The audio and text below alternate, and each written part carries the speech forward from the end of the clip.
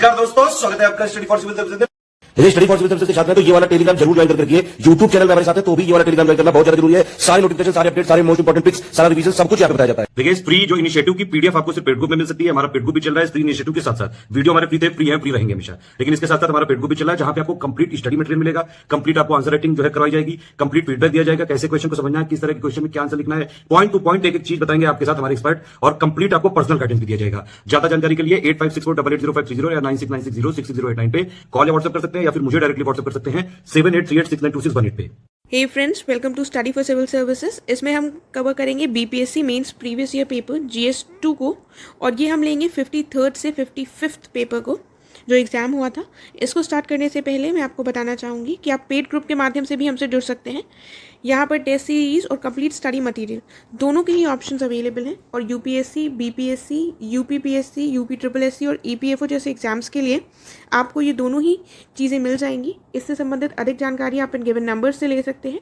साथ ही आप टेलीग्राम के माध्यम से भी हमसे जुड़ सकते हैं, जिससे आपको चैनल से रिलेटेड सभी अपडेट्स आसानी से मिल जाएंगे।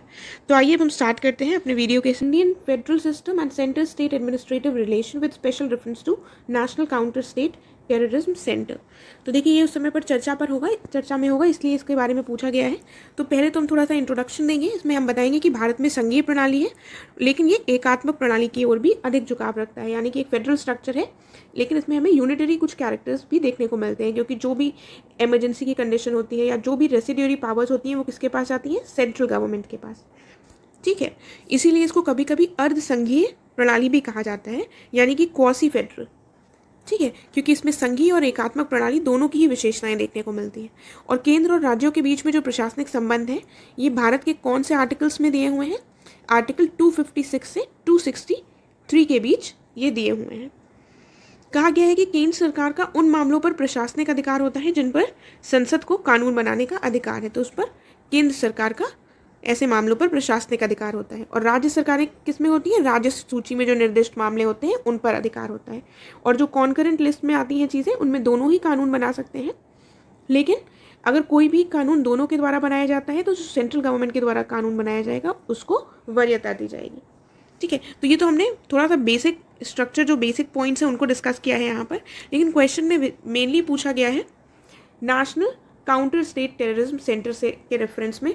तो ये जो है ये प्रपोज किया गया था और उस समय पर ये चर्चा में होगा, इसलिए इसके बारे में शायद पूछा गया होगा क्वेश्चन में, एग्जाम में। तो इसको हम थोड़ा डिस्कस कर लेते हैं इसके बारे में। ये एक proposed federal anti terror agency है, जिसके को कहा गया था इंडिया में बनाने के लिए national counter terrorism centre NCTC। और ये जो 26/11 मुंबई हमले हुए थे उसके बाद ये प्रपोजल आया था। ये USA के नेशनल काउंटर टेररिज्म सेंटर के समानता से इसको यहाँ पर भारत में बनाए जाने की बात की गई थी। लेकिन इसमें जो स्टेट के चीफ मिनिस्टर्स हैं उन्होंने काफ़ी ज़्यादा सवाल उठा दिए थे, क्योंकि उनका कहना था ये जो इंडिया का फेडरल स्ट्रक्चर है उसके अगेंस्ट है ऐसा कोई भी संस्थान। ठीक है, तो इसलिए ये नहीं बन पाया, इसको प्रपोज किया गया था। तो इसके बारे में थोड़ा सा आपको मैंने बता दिया है, और ये संघीय व्यवस्था से रिलेटेड थोड़े से पॉइंट्स यहाँ पर लिख दिए हैं जो आपको पता होने चाहिए। राइट, तो फिर हम नेक्स्ट क्वेश्चन देख लेते हैं। बात की गई है कि विभिन्न नीति निर्देशक सिद्धांतों का वर्णन करना है यहाँ पर, और 1950 के बाद बिहार में इन्हें किस तरह से क्रियान्वित किया गया है। देखिए, तो DPSPs के बारे में अगर क्वेश्चन पूछा गया है तो थोड़ा तो आपको इंट्रोडक्शन में उनके बारे में बताना होगा। और आपको पता है ये एक गाइडिंग फोर्स की तरह काम करते हैं, और कोई भी जो गवर्नमेंट है, जो भी स्टेट की गवर्नमेंट होगी, वो DPSPs को ध्यान में रखकर ही अपनी नीतियों का निर्माण करते हैं। तो बिहार की सरकार के द्वारा जो भी कानून लाए गए हैं, जो भी नीतियाँ बनाई गई हैं 1950 के बाद, तो वो किसको ध्यान में रखकर बनाई गई होंगी? DPSP को ही ध्यान में रखकर बनाई गई होंगी। तो कुल मिलाकर हमको उन्हीं के बारे में बताना है। तो फिलहाल हमको DPSP के बारे में पहले बताना है, तो वो देख लेते हैं। DPSP क्या होते हैं? ये वे आदर्श होते हैं जो राज्य द्वारा नीतियों के निर्माण करने में इनका ध्यान रखा जाता है। ये एनफोर्सिएबल नहीं होते हैं कि मान लीजिए कि अगर सरकार इनका ध्यान ना रखे तो इसके अगेंस्ट आप कोर्ट में नहीं जा सकते, कि आप जैसे फंडामेंटल राइट्स के केस में जा सकते हैं। लेकिन यहाँ पर एक ये भी प्रावधान है कि सरकारों को अपने कानून बनाते वक्त DPSPs को ध्यान में रखकर ही वो कानून का निर्माण करना होगा। तो ये एक तरह से वो आइडियल्स होते हैं जिनको ध्यान में रखा जाता है सरकारों के द्वारा अपनी नीतियों का निर्माण करते वक्त। फिर कहा गया है ये गैर न्याय संगत है, यानी कि नॉन जस्टिसिएबल हैं, जो कोर्ट में इनके अगेंस्ट नहीं जाया जा सकता है। इसका मतलब क्या हुआ कि उल्लंघन होने की दिशा में अदालतों द्वारा लागू इनको नहीं किया जा सकता कि हम अदालत में चले जाएं। ठीक है। और अनुच्छेद जो 37 है इन सिद्धांतों को देश के शासन में अत्यंत महत्वपूर्ण बताता है। आर्टिकल 37 डीपीएसपी का उद्देश्य क्या है? समाज की सामाजिक और आर्थिक स्थितियों को बेहतर बनाना, यानी कि सोशल और इकोनॉमिक कंडीशंस को बेटर करना, एक वेलफेयर सोसाइटी, एक वेलफेयर स्टेट स्टैब्लिश करना इसका ऑब्जेक्टिव है मेनली, राइट। तो इसके अंतर्गत कौन कौन से डीपीएसपी आपको सारे याद होंगे मेरे ख्याल से, और अगर नहीं याद है तो ये बेसिक आर्टिकल्स हैं कॉन्स्टिट्यूशन के, वो आपको याद होने चाहिए। एटलीस्ट आपको फंडामेंटल राइट्स, डीपीएसपीज, ठीक है, और फंडामेंटल ड्यूटीज़, ये तीनों चीज़ें लर्न होनी चाहिए। ठीक है। तो आर्टिकल्स की बात करें तो आर्टिकल 1 to 51 आपको बिल्कुल अच्छे से याद होने चाहिए। उसके बाद आप थोड़ा कुछ छोड़कर इंपॉर्टेंट आर्टिकल्स पर फोकस कर सकते हैं। ये तो मतलब बेसिक है, राइट। तो देख लेते हैं यहाँ पर इसमें किसकी बात की गई है। बच्चों को मुफ्त और अनिवार्य शिक्षा देने की बात की गई है। अनुसूचित जातियों के आर्थिक हितों को बढ़ावा देने की बात की गई है। वहीं पर अनुच्छेद 41 के तहत मनरेगा जैसी योजनाओं का क्रियान्वयन किया गया है। अनुच्छेद 47 के तहत शराब पर प्रतिबंध लगाया गया है। ठीक है। तो अगर हम बात करें बिहार में इसे किस तरह क्रियान्वयन किया गया है, तो बिहार की जो भी पॉलिसीज़ आई हैं अगर आप उनको देखेंगे, उनके बारे में पढ़ेंगे, तो वो कहीं ना कहीं डीपीएसपी के से ही जुड़ी आपको दिखाई देंगी। तो यहाँ पर तो मैंने कुछ एग्जाम्पल्स दिए हैं। इसके साथ आप कोई भी बिहार की जो भी पॉलिसीज़ है, जो भी लाए गए हैं वहाँ पर लॉज, उनको आप देखें और उनसे डीपीएसपी को जोड़ने का प्रयास करें। तो उनको आप यहाँ पर और एडिशनली मेंशन कर सकते हैं। ठीक है। तो किस तरह क्रियान्वित किया गया है ये आपको यहाँ पर ऐसे बताना होगा। अगला प्रश्न देखते हैं। इसमें कहा गया है किस प्रकार से भारतीय मॉनसून का परिवर्तनशील जो स्वभाव है ये भारत के कृषि को प्रतिकूल रूप से प्रभावित करता है। बिहार के विशेष संदर्भ में इसकी चर्चा करनी है, यानी कि how far does the variable nature of Indian monsoon adversely affect the planning of agricultural development in India. इसको स्पेशल रेफरेंस टू बिहार के संदर्भ में हमको डिस्कस करना है।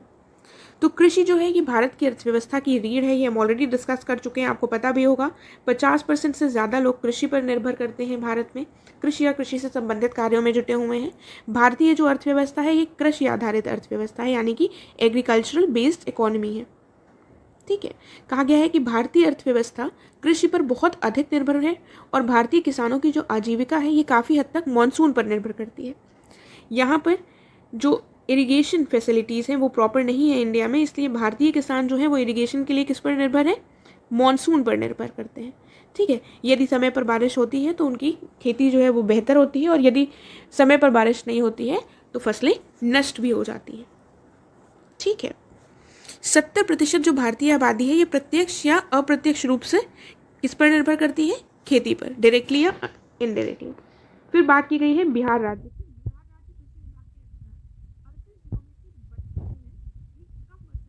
सूखे चपेट में रहते हैं, सूखे के चपेट में रहते हैं, यानी कि ड्रॉट की चपेट में आ जाते हैं।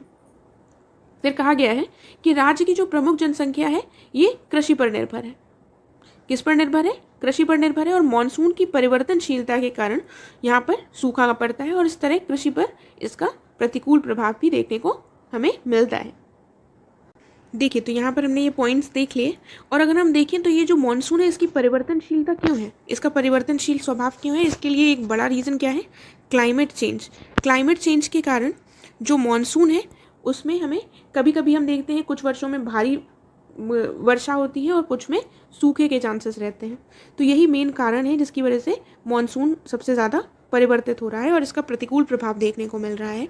और बिहार के जिलों में लगभग 32 जिले ऐसे हैं जहाँ पर सूखे की चपेट में रहते हैं, और जबकि बिहार की सबसे ज़्यादा जनसंख्या किस पर निर्भर है? कृषि पर, इसीलिए वो सबसे ज़्यादा प्रभावित हो जाते हैं। ठीक है। इसके कुछ समाधान भी हो सकते हैं, समाधान भी हम थोड़ा लिख सकते हैं आंसर में। समाधान क्या होंगे कि हम बारिश का जो पानी, जब बारिश होती है, जब भी मानसून आते हैं तो उसको संग्रहित करें। इसके लिए रेन वाटर हार्वेस्टिंग लिख सकते हैं आप, एग्जाम्पल रेन वाटर हार्वेस्टिंग की जाए। ठीक है। भूजल का पुनर्भरण हो, यानी कि जो ग्राउंड वाटर होगा वो रिचार्ज कैसे होगा? यदि रेन वाटर हार्वेस्टिंग जैसी टेक्निक्स अपनाई जाए।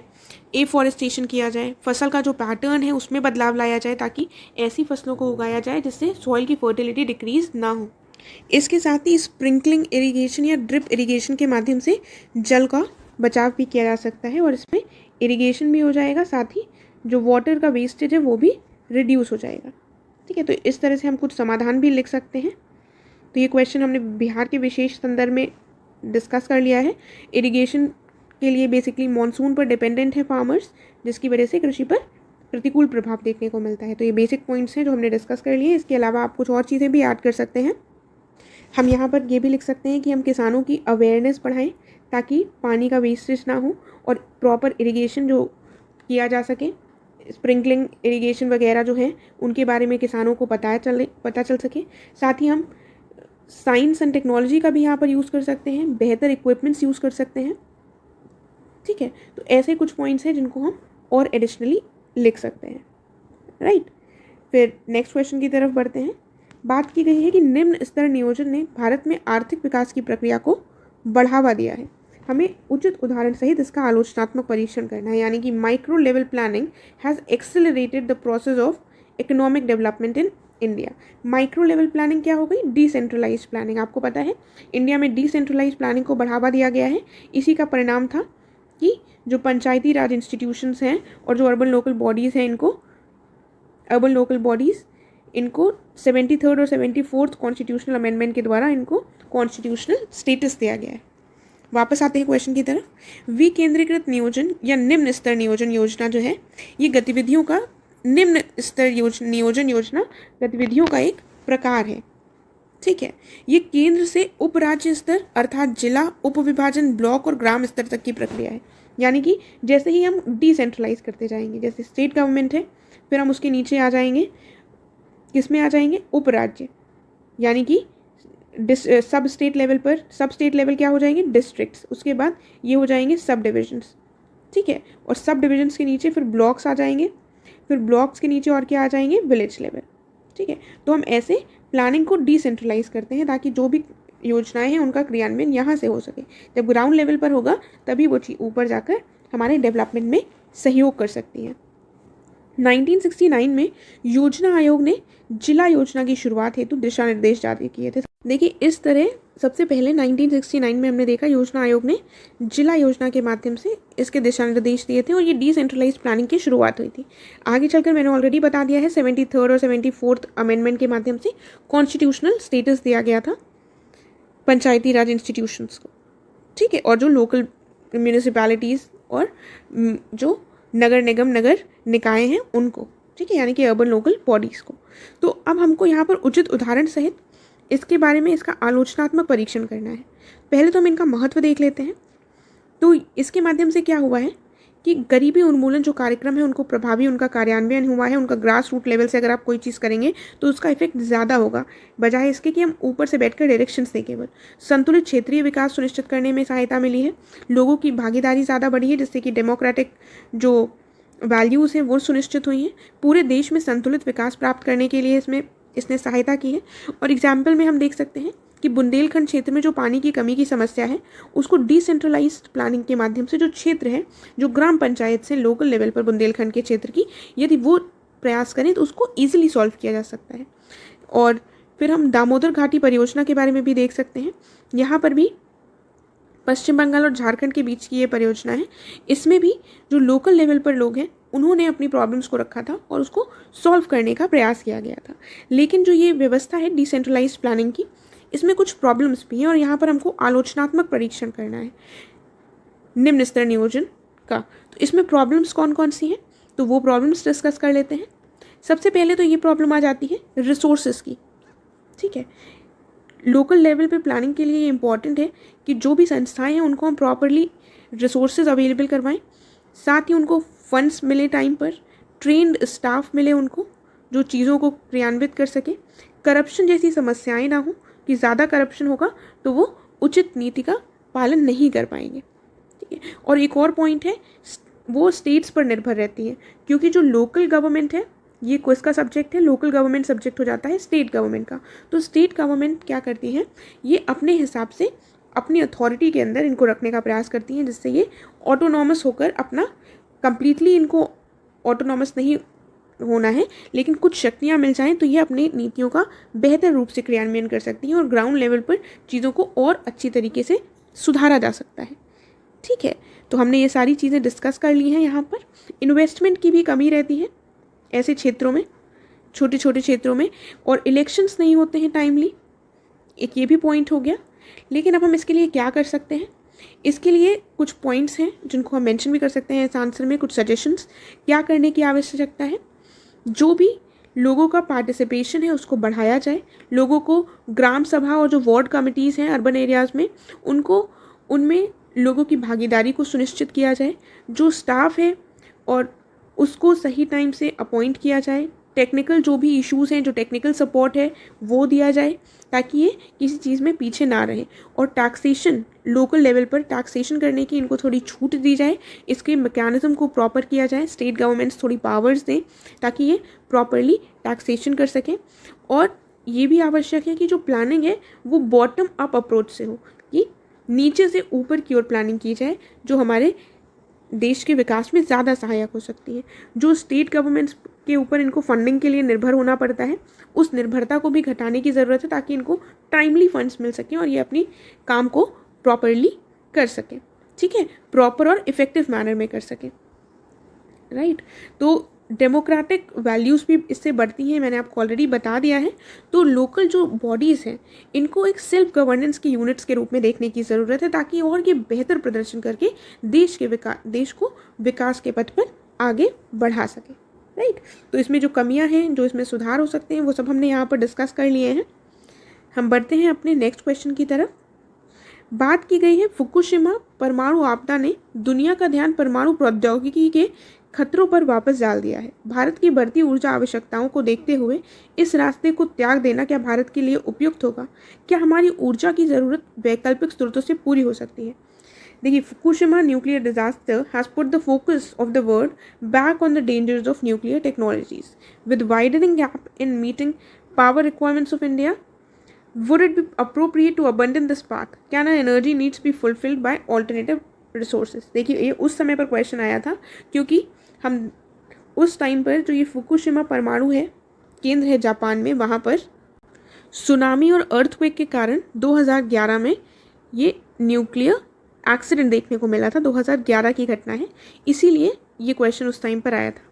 तो इसके कुछ इंपॉर्टेंट चीज़ें हैं जो आज भी रेलेवेंट हैं हमारे लिए, वो हम यहाँ पर डिस्कस करेंगे।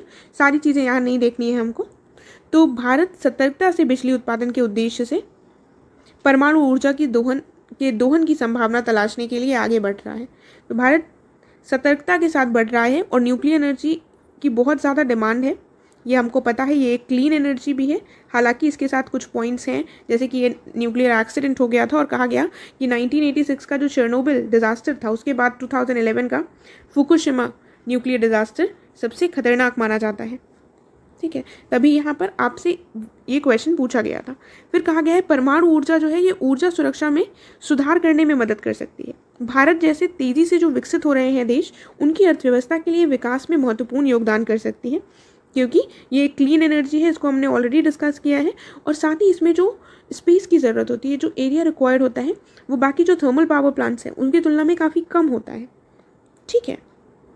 इसके अलावा परमाणु ऊर्जा अस्थिर जीवाश्म ईंधनों की जो कीमत है इसके प्रभाव को कम कर सकती है और जलवायु परिवर्तन के प्रभावों को भी कम करती है। तो जो फॉसिल फ्यूल्स हमको जलाने पड़ते हैं जिससे एनवायरनमेंट डिग्रेडेशन और एनवायरनमेंट पोल्यूशन का खतरा बढ़ता है, उसके कंपैरिजन में ये काफ़ी ज़्यादा स्वच्छ ईंधन है। यद्यपि जो नवीकरणीय ऊर्जा संसाधन भी बिजली उत्पादन में एक महत्वपूर्ण भूमिका निभा रहे हैं, जो बाकी रिन्यूएबल रिसोर्सेज हैं वो भी काफ़ी महत्वपूर्ण भूमिका निभा रहे हैं। और हम भारत के संदर्भ में देखें तो भारत अपने 22 परमाणु ऊर्जा संयंत्रों से लगभग 6.7 गीगावाट बिजली का उत्पादन करता है, ठीक है। और परमाणु ऊर्जा के उपयोग की सुरक्षा सुनिश्चित करने के लिए विभिन्न उपाय भी किए जा रहे हैं। ये भी हमको बताना है कि हम कर क्या रहे हैं। यदि हम न्यूक्लियर प्लांट्स लगा रहे हैं अपने यहाँ, तो इनकी सुरक्षा कैसे कर रहे हैं। प्रभावी सुरक्षा विनियमन बनाए रखना है यहाँ पर, यानी कि continued effective safety regulation maintain किए जा रहे हैं। अपशिष्ट निपटान और प्रबंधन के लिए उपयुक्त नीतियों का पालन करना, ठीक है। तो ये जो है ये चीज़ें हमारे यहाँ की भी जा रही हैं और ये आगे भी करनी आवश्यक है, क्योंकि यदि हम इनको ध्यान नहीं देंगे तो कोई भी ऐसा डिज़ास्टर, कोई भी ऐसा एक्सीडेंट हो सकता है जिससे लाखों लोगों का जीवन खतरे में पड़ सकता है। तो इस प्रकार एक संतुलित रणनीति देश की विभिन्न परमाणु ऊर्जा चुनौतियों को दूर करने और सुरक्षा सुनिश्चित करने में हमारी मदद कर सकती है, राइट। तो कुल मिलाकर आपको अगर ऐसा क्वेश्चन आता है तो फुकुशिमा से रिलेटेड तो नहीं आएगा, एक बहुत पुरानी घटना हो गई है, लेकिन आपसे ये पूछा जाए कि न्यूक्लियर पावर जो है वो कितना इंपॉर्टेंट है, तो ये बहुत इंपॉर्टेंट है। ये हमारी जो भी ऊर्जा की रिक्वायरमेंट्स हैं उनको फुलफ़िल करता है। फॉसिल फ्यूल्स से जितना एनवायरनमेंट पोल्यूशन होता है उसके कंपैरिजन में इसमें कुछ भी नहीं होता है। ये क्लीन एनर्जी सोर्स है, इसमें एरिया भी कम लगता है, ठीक है, और ये बाकी चीज़ों में भी ये एक अच्छा उपयुक्त उपाय है। लेकिन पॉइंट ये है कि इसके लिए हमारे यहाँ ये आवश्यक है कि प्रॉपरली इसके रेगुलेशन किया जाए, इसका जो वेस्ट डिस्पोजल है उसको भी प्रॉपरली मैनेज किया जाए, उसको भी प्रॉपर उसके लिए पॉलिसी ली जाए। तो कुल मिलाकर एक संतुलित रणनीति अगर हम अपनाएं तो न्यूक्लियर पावर को हम यूज़ कर सकते हैं और इससे बेनिफिट ले सकते हैं, क्योंकि इंडिया जैसे डेवलपिंग कंट्री के लिए ये एक इम्पॉर्टेंट ऊर्जा स्रोत के रूप में देखा जाता है। ठीक है, देखिए यहाँ पर हमने यहाँ पर जो भी उपाय किए जाने चाहिए वो डिस्कस किए हैं। ऐसा नहीं है कि इंडिया में ऐसा होता नहीं है, ये उपाय किए भी जा रहे हैं, लेकिन इसको और प्रभावी रूप से लागू करने की ज़रूरत है ताकि कोई डिजास्टर जैसी कंडीशन ना बन सके। तो एक वे फॉरवर्ड की तरह आप इस आंसर को कंक्लूड कर देंगे। अगर ऐसा क्वेश्चन पूछा जाता है आप ये कहेंगे कि न्यूक्लियर एनर्जी की ज़रूरत है, आवश्यक चीज़ है, इसकी जो शॉर्ट कमिंग्स हैं उनको भी पॉइंट्स में आप या पैराग्राफ में मेंशन करेंगे, और एंड में कंक्लूड कैसे करेंगे कि एक संतुलित रणनीति की यहाँ पर आवश्यकता होती है। ठीक है, तो इसके साथ हमारा ये कंप्लीट हुआ। हम मिलेंगे अब नेक्स्ट लेसन में। Thank you so much.